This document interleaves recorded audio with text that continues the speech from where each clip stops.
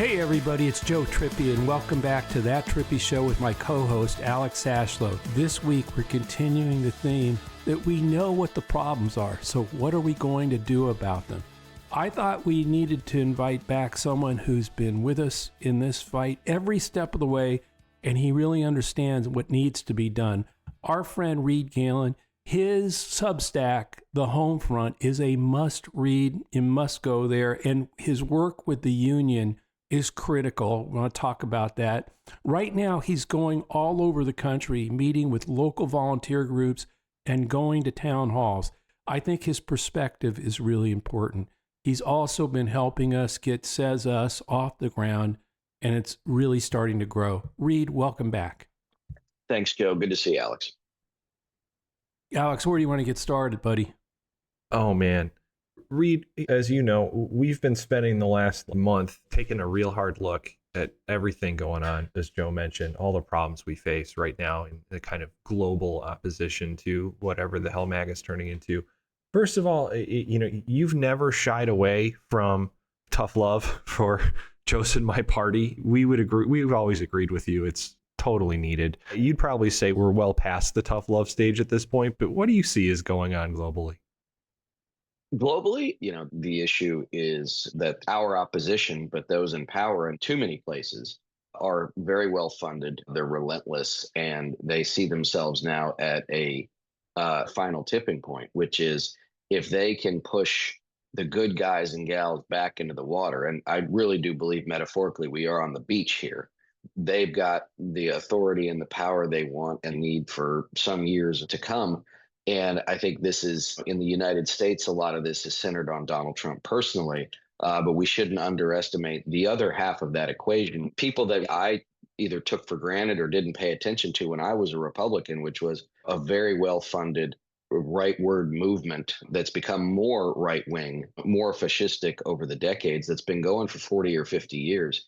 And that is now, there are places that we've seen, whether or not it's Hungary or Russia or Turkey or any of these places, right? It's that this is on the march. We had 80, relatively speaking, good years in the post-war era. That time is over. I think that's, one thing I think we all need to remind ourselves of, or tell our friends who don't seem to understand where we are. Like, the things that we all knew are gone. We are in a new era. And a lot of the things we have to do are not going to be easy. They're not going to be fast. They're not going to be sexy.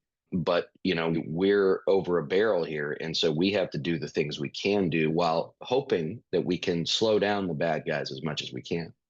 Yeah, one of the things I've talked about a lot with you is that getting to this 40-year thing that you're talking about, this movement, I think on our side, the pro-democracy or Democrats, whatever, we kind of saw every 2 years as an election and didn't realize we were up against a growing, well-funded movement to end democracy. It wasn't about winning that election for them. It was about moving the ball further and further down the road till they could take it. And it's now clear that approach of, another election, let's go knocking on doors in October every 2 years is not the way to beat a fascist movement that's well-funded and on the march.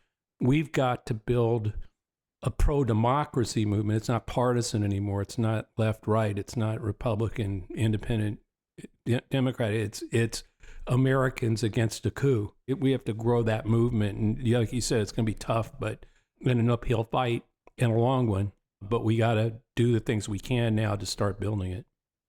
Yeah, I mean, look, I think that, one of you mentioned that I tend to give Democrats a hard time, and it's not because I love you guys individually, right? And the things that, Joe, you have worked for over the course of your career and the stances you have taken. You invented modern campaigning that so many of us still utilize today. But there are too many in your party who are not willing to take risks, are not willing to stake out things like you have, or who are not willing to innovate like you did and you have over the years consistently. And I don't just mean tactically, right? Like the things you did with Howard Dean. I mean everything. You can't beat something with nothing. I think the big mistake that I made, and subsequently we all made, was thinking that in 2024, being anti-Trump and pro-democracy was enough.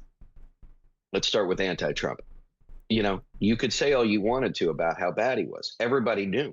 Like it wasn't news about who the guy was, what he was, or frankly, what he said he was going to do. He promised us all those things. We didn't offer anything other than to say he's really, really bad. Well, we forgot in politics, like you have to provide the countervailing argument. Okay, if he's that bad, then what are you for? In the context of 2024, right, saying we're for more of what you're already upset with, not a good idea, right? But I think that's one born of, unfortunately, a culture within the party that is very hesitant to stake out ground. Or I was interviewing a guy the other day. Let me explain it but more easily. Democrats, this issue, that issue, this issue, that issue, they come down at 75% with the American people. And still you keep losing everything. So what's the issue, right? Is it the issue or the way you're describing it? Is it the issue or the way that you're conveying it? There's a great video clip of Ta-Nehisi Coates with Joy Reid a couple of weeks ago in New Orleans talking about his new book. And he said, just look at Democratic priorities since 1992. Lost the environment, lost the abortion issue, lost labor, lost education. And he goes down the line, like for 35 years, the things that Democrats have claimed to care about keep going by the wayside. Why is that? And Joe, I think that's a hard question that you guys have to ask. And, I'm happy to ask because, I don't care what people think. The Democrats are the only other players in the game, right? I mean, it's the Right. odd independent. I've done the third party stuff. That's really, really hard, right? It doesn't scale. And so I think that, like they said in Succession, the Democratic Party is a parts shop right now. Good parts, bad brand. You guys have two things going for you more than anything: ballot access and the ability to launder political money. Right? We should take advantage of both of those. And let me add a third one: a very fickle electorate. Right? Okay, good. Those are actually good things. But something that you guys said on one of your shows a couple of weeks ago, Joe, is that we should not assume that 2026 is going to be the way we think it's going to be just because everything else always has been. And so if, let's say that Democrats are up 3 points in a generic congressional survey, that's not good news. That means Democrats are losing because they haven't added in all of the 24/7, 365, misinformation, disinformation, MAGA media, everything else, not to mention all the things they're going to do to make it harder to vote between now and next November. And so I think that, we have to come to grips with the belief system. What is it the Democrats believe in? The strategy. How are you going to, what are you going to do to win? And then the tactics, which is, okay, how you want to win. What are the things you're actually going to do? So I think it's a top to bottom redo. And unfortunately for me, I don't think that the leadership of the party, such as it is either capable or willing to take those hard looks. Well, look, I think that the leadership, one of the things that's going on is, like Schumer, for example, regardless of how well he was trained as he came up through the leadership, from one position up to leader, it was all based on building connections in the caucus, the ability to reach across, go have a bourbon with Mitch McConnell and cut some deal to get the votes needed to pass something that's, really was, kind of had roadblocks. No matter how good you thought he was or wasn't at that, there's no way that was training to be an opposition leader against an authoritarian movement. Correct. It's just, by the way, same thing with the party. The party, we've never had a true, kind of, parliamentary system where the government was the government and everybody else was the opposition. You had a shadow cabinet, all that stuff. That we've never been in that position. No party, Republican or Democrat, Democratic Party was in that position to be the true kind of opposition party you need to be in this moment. So however long it takes for the leadership to change, for the party to get its footing, we can't count on that at all. It's us. And it is that I think purity tests have to go out the window. I don't want to hear about people worried about, well, Liz Cheney, look at what the Cheneys were. If you have a coalition that goes from Liz Cheney to Bernie Sanders, that's an American coalition against a coup. And we need to back any leader, any voice out there who's courageous enough to take this on and call it what it is, because God knows there are a big lack of courage. No matter what we think about the Democratic Party, right. There's been no courage at all on the Republican side. And so, we've got the Democratic Party is what's, the last piece of resistance out there, a vehicle at least. And the media isn't doing its job either. So that's why I wanted to get to what you've seen out there, because I do believe it's us. We have to build the social networks. We have to build things like the home front, your Substack. I mean, get places where people can go get the facts, get well-reasoned arguments about what we, and the tools that enable them, empower them to do what needs to happen. I know your work with the union too, which we launched together back when it first started.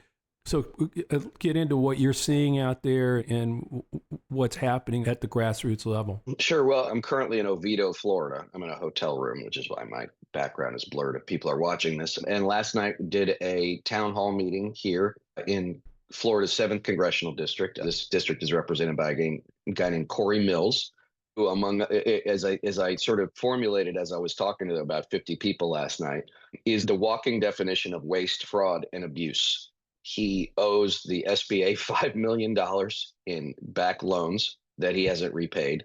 They tried to sue him, so he countersued them. He is a fraudster. He claims to live in the district. He doesn't. He lives in Washington, D.C. He's also a stolen valor guy. And then abuse. He was recently written up by the D.C. police for apparently, or allegedly abusing his girlfriend, who is not his wife. And so, this is a guy who's he's also a gun runner, Joe. No kidding. He's literally an arms dealer, but he doesn't live here. So I did a town hall with the woman who ran against him last fall, Jennifer Adams. She's thinking about running again. She's a terrific candidate, good for the district.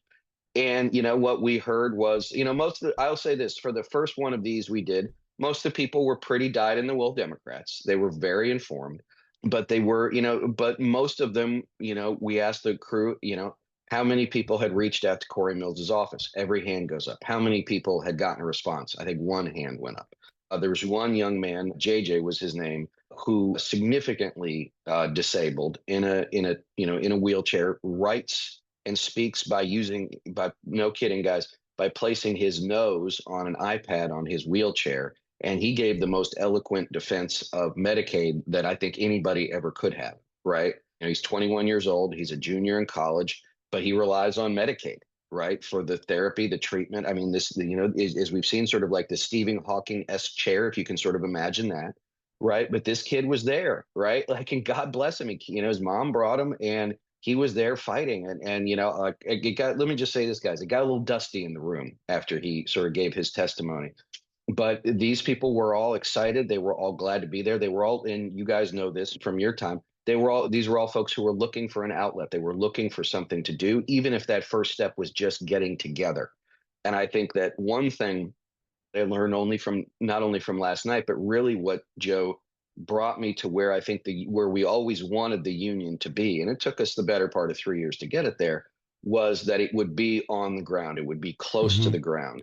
And that's really what I learned last fall going all over the country, was the reason why democracy wasn't working as a message, guys, was because democracy isn't working for too many people. The system that we have set up has left far too many people behind. See, look, I would say this, in a lot of the neighborhoods I went to, these folks didn't go to college, but they weren't uninformed. They knew exactly what was going on. The people I talked to, I guarantee you a lot of them stayed home, not because they thought Donald Trump was a better option, but because they decided that it didn't matter anyway. And so I think that the reason why I think getting, Americans together, whether or not it's a town hall. Oh, by the way, we invited Corey Mills. He refused to attend. So we did our diligence. Is that, like, I think that COVID, and just let me divert for a second. COVID got us all to sort of stuck back in, right? Mm-hmm. Like literally, physically, spiritually, mentally, everything else. And we have to get people back out into the sunlight.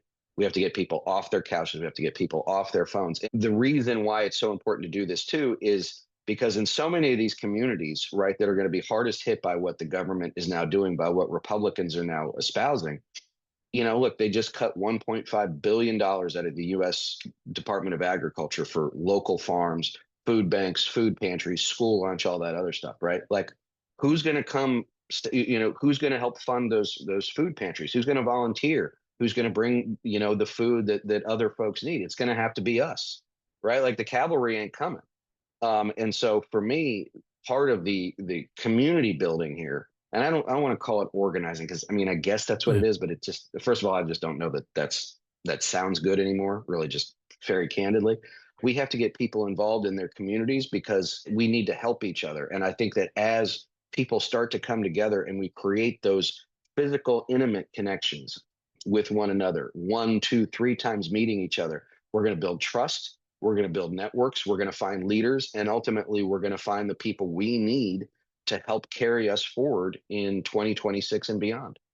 Yeah, it's not, whether it's organized, it's community building. And one of the things we have to build, the most important thing is trust in each other and faith in our own power to actually come together and make a difference. And I think that's part of what the Trump strategy is about, is, making people lose faith in our power as we the people, and we still have it. And what you're seeing there on the ground that's great to hear. The thing that I think, though, is that again, I don't know that it's organizing, but it is growing a movement. It's getting people to talk to each other, like you said. But I think, like, people go, what can I do?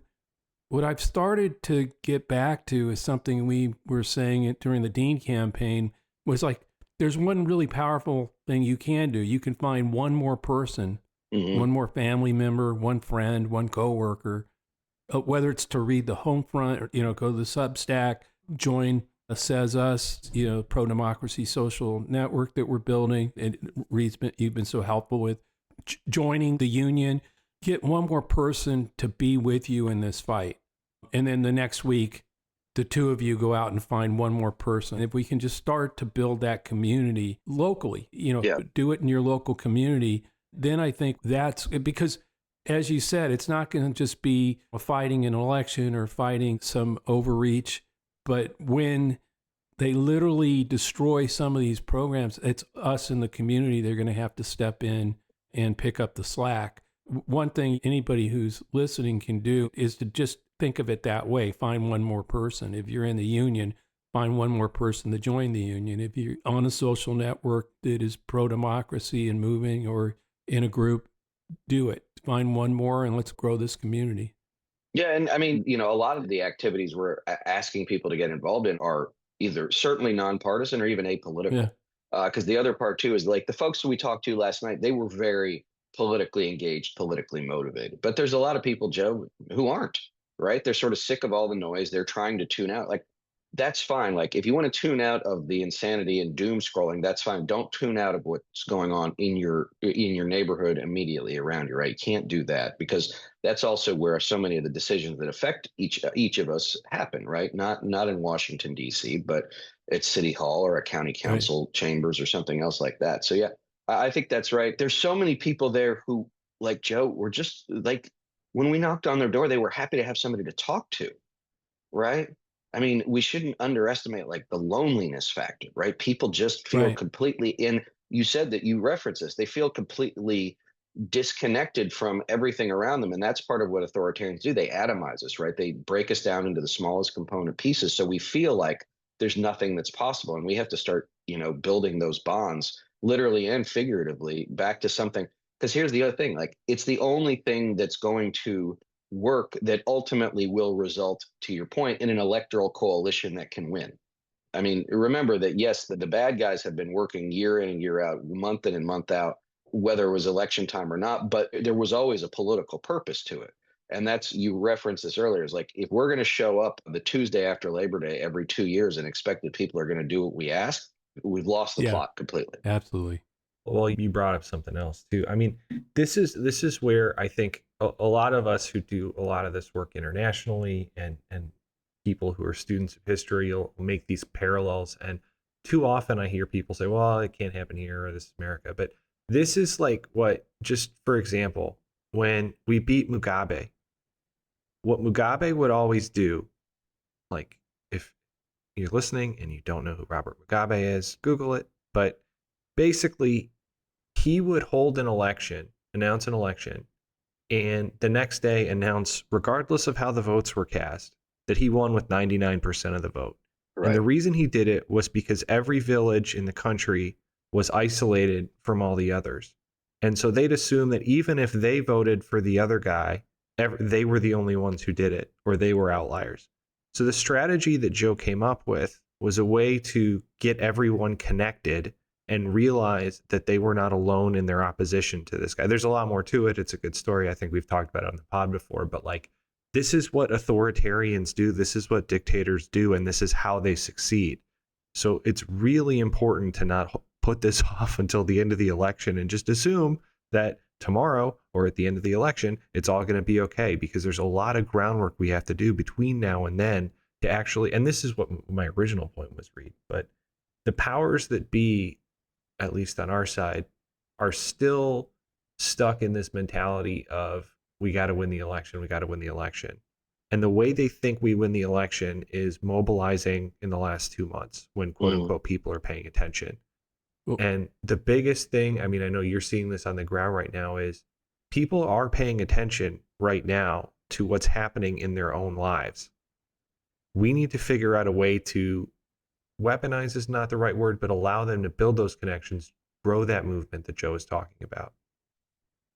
Yeah, I mean, going back to 2024, I remember last summer when Trump had just been convicted in New York. And you could tell by the way, I mean, Trump's always acting crazy, but you could tell by the way the campaign was acting that they were worried, the Trump campaign. And I'm like, like the Democrats, you need to attack now, keep him on, right? And then when President Biden, in the interregnum between the debate and when he decided to step down, I'm like, Democrats, you need to fill the airwaves. Everything that's being talked about is the fecklessness, Joe Biden's debacle of a debate and the fecklessness of will he, won't he. And I talked to a friend of ours and I'm like, where's the Democratic super PAC? Right. And they're like, oh, they believe in late money. yeah. And I'm like, says who? And like, well, that's what they believe in. I'm like, who deputized this asshole to be the guy who decides how to spend $700 million, right? Like, who made him king? And that's the part too, is like, in most parts of life, if you're not good at something, accountability finds you, right? Like, Yeah. you don't get to keep doing it if you're bad at it.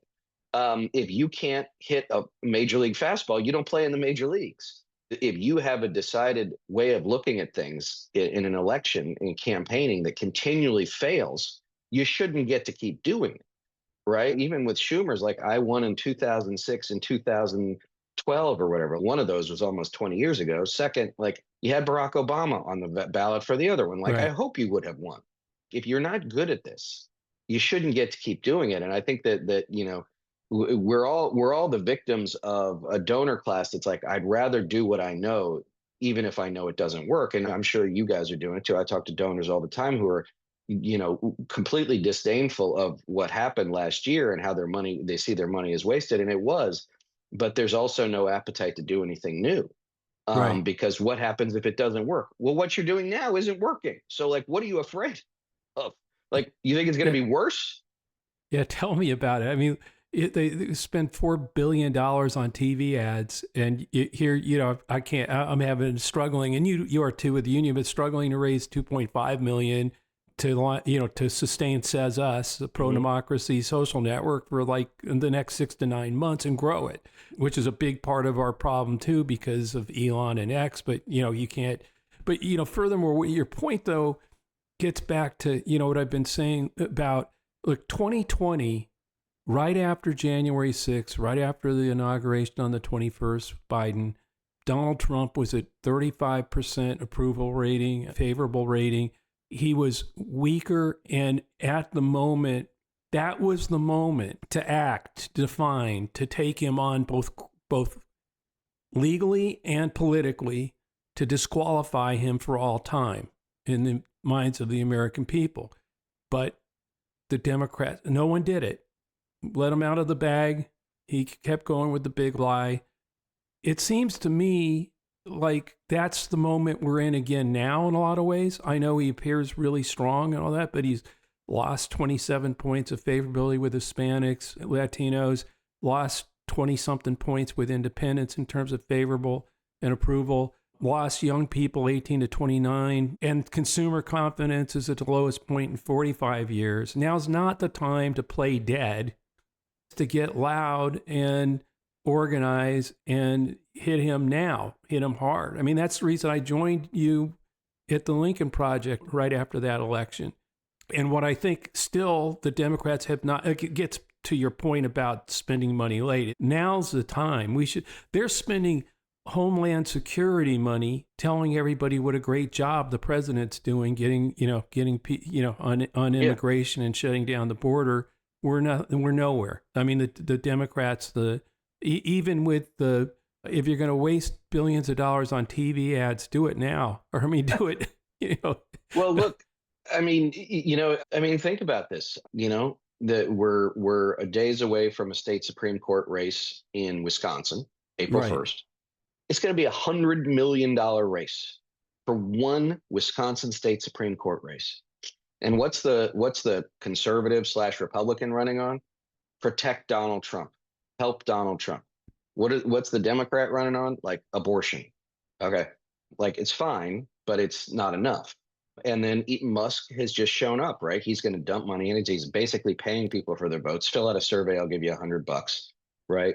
And he's going to do that everywhere. And so that's one more point of like, okay, if you truly believe in the expression there are more of us than there are of them, then like we almost have to go back to like analog ways of communicating with people, right? Like we have to canvass neighborhoods every weekend from now until when the cows come home. Every door. Doesn't matter whether or not they're, voters or not, right? Like we have to talk to everybody. The only way, look, you guys are masters of digital advertising, of knowing how to reach someone on their phones, on their device, whatever it is, right? And, the only thing that supersedes that is looking somebody personally in the face and talking to them, right? Let me talk about one other thing that I think is really unsatisfying, but I think is necessary for everybody to understand. To your point, Joe, about Trump's dropping numbers. One is he's not up for re-election, so I don't think he necessarily cares like he has before. Secondly, if there are people who voted for Trump once, twice, or 3 times who are now feeling the pain of what he's causing and are willing to say, I was wrong, he lied to me. The answer is not, we told you so, you mouth-breathing nitwit, right? The answer is, you're right, he did lie to you. Now, is that unsatisfying? It is. But you know what? As a friend of mine who I was talking to said, like, if it's that unsatisfying, if it's that frustrating, like, be nice to that person and then go home and scream in a pillow, right? And so I think that we have to be a dual-edged knife here, which is we have to have open arms and open hearts and open eyes on one side, and we need to kick the shit out of these people on the other, right? Like we can be happy warriors. We can be warrior monks. Like that's not outside our purview. It's not outside our skill sets. We can be nice to the people who are shedding a very long held belief that this guy is the Messiah, right? And peel off the foundation of his support while taking it to them, right? We can walk and chew gum. Well, that's what I meant about finding, when I said find one more person, one more friend, one more coworker, it's also somebody you haven't talked to who's been on the Trump side and you stop talking to them. Now's the time to try to reach out and be that humble conciliate, bring them in, talk to them about what's going on. Now's the moment. That's what I mean. Now's the moment, I think, while they're having they're questioning, what's this guy? But I know, Ruby Red friends who now say, like when he wants to own Gaza, who were literally asking me, like, hotels in Gaza, what the fuck? They started, just that dissonance caused them to start thinking a little bit. So I think it's even more pronounced now, and there's an opportunity here in the local community on the ground to start talking to each other. One of the things we did in the Dean campaign back then was we started to launch community cleanups nationwide every Saturday, where we didn't care. We're just all going to do the, and people were out there with different campaign shirts or whatever from other campaigns, but we all got together. I mean, everybody in the community wasn't just political, but it starts to get people talking in a way that's not, not in their face. Yeah. Which is something I think we got to do. Why you said at the same time, we can call their MAGA members in the House and every senator and really bang the door on them. Where's the town hall? Why are you for this? And all those kinds of things. They feel the pressure from MAGA. They got to start fearing of the pro-democracy movement, I think is part of what we also need to do. Trying to get every Democrat in Wisconsin to fill out Musk's It's a survey really and get good $100. idea. We should do that. Yes, we will do. Yes. All right. I will post that as soon as we get off this. Yes, I think that's a brilliant idea. Let's have some fun, right? Like we've lost everything, guys. We might as well make a big pot or two of spaghetti and start throwing crap at the wall and see what sticks, right? What do we have to lose? Right. And let me just say this too. You guys know me and you guys know us, vestigial Republicans. Like the whole idea of when they go low, we go high never made sense to us. And this is what I would say to our Democratic politician friends. Like, get over yourselves. You're politicians, right? Like you're not saints. You're not monks. You're not priests. You're not rabbis. You're not imams, right? You're not llamas, right? You're politicians. Act accordingly, right? You want to win? Act like you want to win. You don't, like, then let somebody else take over, right? But like you don't get to just decide to do these things because you've always done them. And I think you see a lot of that bubbling up. And what I keep hearing, guys, and I'd love to get your sense of this, is the out in the hustings, and that could be in the countryside, it could be in the cities, right? There are a lot of Democratic voters who are feeling, I think, many of the same ways that Republican voters did in 2009, 2010, and we took them for granted. We didn't listen.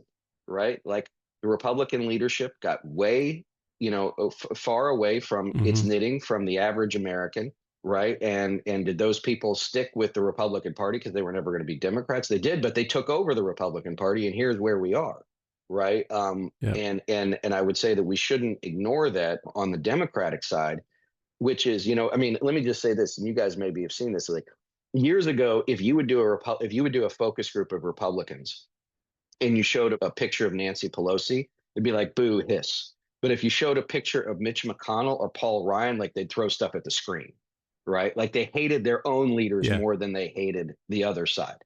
And I think my guess is if you showed a picture of Mitch McConnell, they'd say boo, hiss. And if you showed a picture of Chuck Schumer, they'd throw stuff at the screen, right? And I think that Democrats ignore that at their own peril, not because I think somebody worse, a Trump of the left would appear, but because you're missing an opportunity, which is like the warning flags are there, right? The sirens are flashing, and you're missing an opportunity to take advantage of a lot of energy. You could either accept that energy and channel it into something productive, or you will lose, right? And I don't even think this is necessarily, guys, about like progressivism versus moderation. I think it's action versus inaction. I think it's strength versus weakness, far more than it is about any particular policy issue. Yeah, no, look, there's plenty of young voices in the Democratic Party. Our bench is actually pretty strong. We just have to let them emerge, and there's got to be a sea change in leadership. Again, not necessarily about condemning Schumer or the past leader. It's just not built for the moment. We need emerging opposition leaders to move forward. They're starting to emerge, some green shoots out there, but the party needs to get leadership out of its own way in a lot of ways. The reality is, when you look at the polls that show Democratic Party at its lowest point ever, my sense of that is exactly what you're saying. A lot of those people are Democrats who want an opposition and are rating the party low because it isn't. And then, of course, there's always the Republicans and others who rate it low because they hate the party. But I think the reason it's at its all-time low is because of what you're saying, that there's, at the grassroots level, at the street level, the disappointment in the party, not only that it didn't listen, but now it's sort of silent, and some of them are saying, play dead, everybody. I mean, it's just, no, this, like I said earlier, it's no time to play dead. It's to get loud. It's to get organized. It's to build a better community locally, get local. And, I think we're running out of time here because I'm getting the high sign from Alex. But, go sign up, volunteer in places that really matter in the fight against Trump and MAGA. You can join the union at jointheunion.us. And Reed, where should our listeners go to see the latest from you again? Let's give you an opportunity. So I'm on Substack at the Homefront. I also have a podcast that's called The Homefront. I'm on every social media channel. So, I actually have a link tree, which is probably the easiest way to find me. And obviously it says us as well. But yeah, I record 2-3 times a week. I write 3 or 4 times a week. As you guys know, once you decide you want to enter that black hole of content creation, it demands more and more. So yeah, I'm always saying something about something. And look, I think, guys, I was talking to a donor a few weeks ago, and he was asking me about my opinion of the Democratic Party. He said, "You sort of have bile in your voice." And I said, "Look, it's not. Let me be clear. Like, I think I want the Republican Party that I grew up with burned to the ground, right? I want it in cinders. I expect more from Democrats. You're supposed to be better people, right? Like, in my mind, you're supposed to be. And so far, I'm being disappointed by the leadership, and I'm being emboldened and inspired by the people closer to the ground. And so, just to close with this, guys, is I think that we need to stop worrying about the x-axis so much, left versus right, and think about the y-axis, which is too many of us are spending way too much time up here, where we need to get back down to here to 0-0, right? To where people are actually living. Because if, it's that whole idea of, there's a guy who came up with this sort of hierarchy of needs. Like, if you don't know how you're going to pay for $1,000 emergency, NATO is not on your list, right? If you don't know, like, if you're going to be able to pay for X, then narrow bore social issue is not on your list, right? Those, like, worrying about NATO and Ukraine, guys, are vanity issues. It's not to say they're not important, but they're vanity issues. We need to get back down to what I think Democrats used to be, which is like, you didn't just say you were the party of the little guy, you actually were.